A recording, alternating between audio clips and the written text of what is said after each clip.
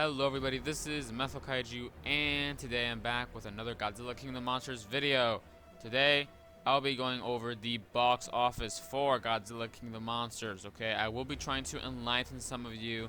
Okay, I know some of you guys actually know a bit about the box office, but I know some of you don't necessarily, okay? I've read some comments here and there saying that the production budget was already made via the worldwide box office, so therefore they're in the clear and therefore the movie is a success. Yeah, that is totally wrong. Totally wrong. I've heard other people say that this movie will have like amazing legs and that it'll reach 600 million, which, trust me, it's literally impossible, okay? The multiplier on that is going to be absolutely absurd, so trust me, 600 million is not happening. 500 million, I would even say that's pretty much impossible at this point. Almost impossible. You never know. Like, there could be some miracle or something. I don't know. But yeah, I will be going a little bit more in depth on that.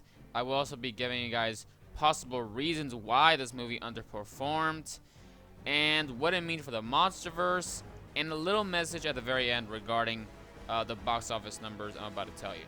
So let's look at the actual numbers. So it did 48 million domestically, opening weekends. Foreign, it did 130 million, and worldwide it did 178 million pretty much.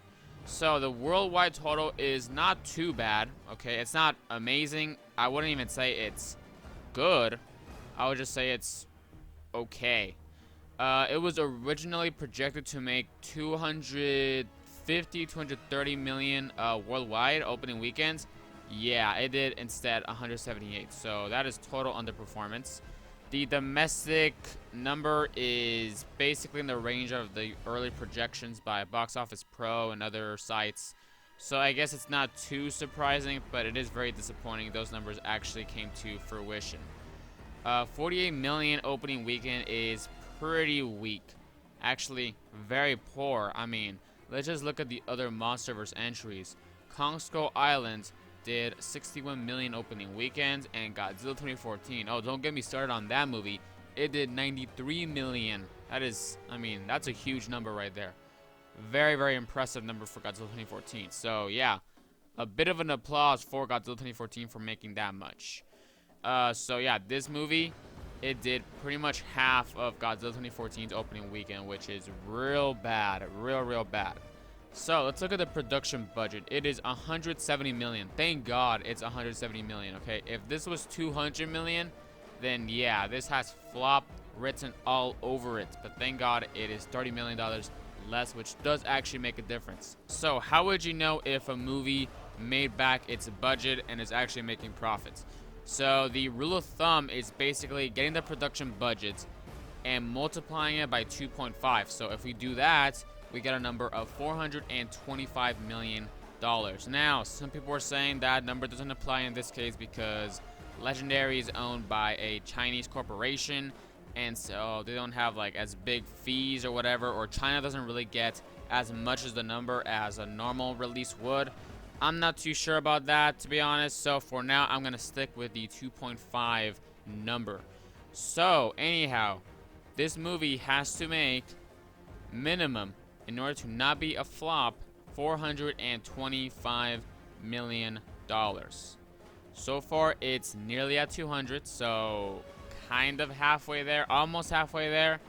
So, is it possible for it to make 425 million? I think it is definitely possible for it to reach that amount. In fact, I would say it's maybe like a 50% chance. I'm not going to say it's 100%, okay? Because I've read some people say that instead it's going to sit around, 370 million. Which I think that's also a very realistic possibility that it doesn't even reach $400 million. But I personally think it definitely can.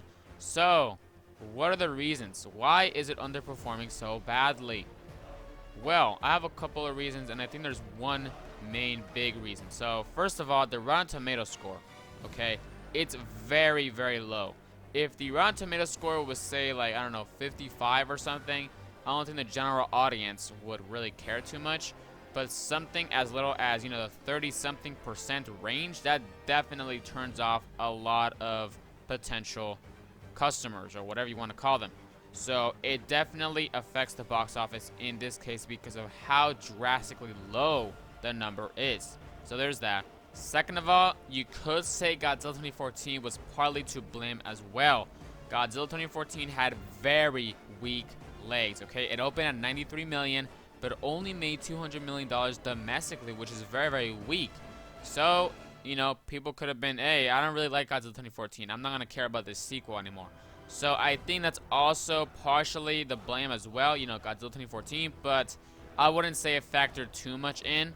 A third reason is that there's no major star for Godzilla King of the Monsters. Like, yes, we have Millie Bobby Brown, but I don't think she really compares to Bryan Cranston back in 2014, okay? He was super, super popular back then. He just finished Breaking Bad, and so, you know, pretty much you can market your movie saying, hey, you loved him in Breaking Bad, that show's over. See him in the very next project he's doing, which is Godzilla 2014. In this case, there wasn't really that type of thing going for it. Kong Skull Island had an all-star cast. I mean, seriously, Samuel L. Jackson brings people in. Charles Dance also does so, and Millie Bobby Brown, as I already mentioned her name, but not as much as, you know, Samuel L. Jackson or Brie Larson or Tom Hiddleston. Definitely not as much. And finally, the main reason, in my opinion, why this movie underperformed is because of competition. Okay, this week alone had the release of Godzilla King of the Monsters, Rocket Man, and Ma. And don't forget, Aladdin overperformed literally last week. So Aladdin is still in play.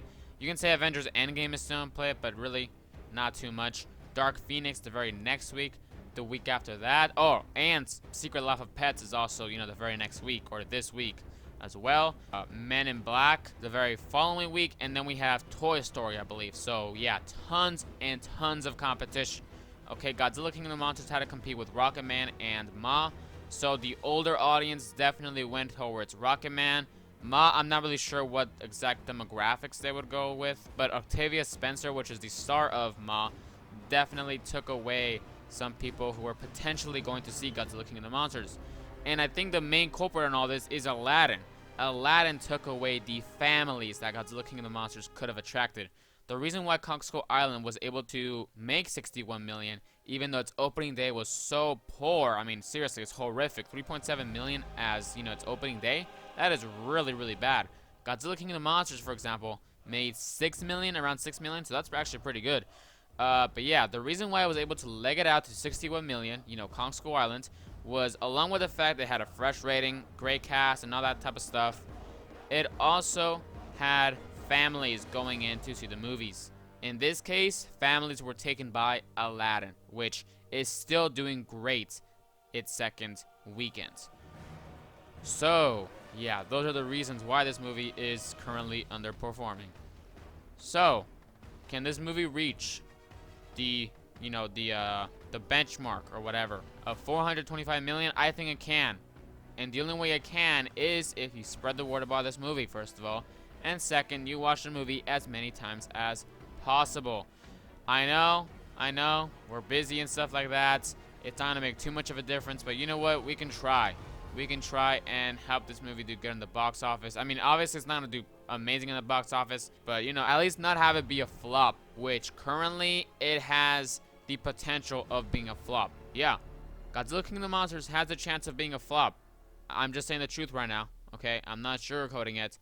It has the potential of being a flop. So if you do not want that happening, if you want the Monsterverse to continue, then watch this movie again and again and again. You know, bring your family members, all that type of stuff. Please, okay? We need to save the Monsterverse. Is there a future post-2020? We'll see. It all depends on you guys. All of you. And, of course, the general audience mainly. But, you know, you have to kind of persuade the general audience. Tell them it's actually not that bad. And, you know, let them watch the movie and see it for themselves. So that is all for this video. Subscribe, like, and comment. This is methlokaiju signing out.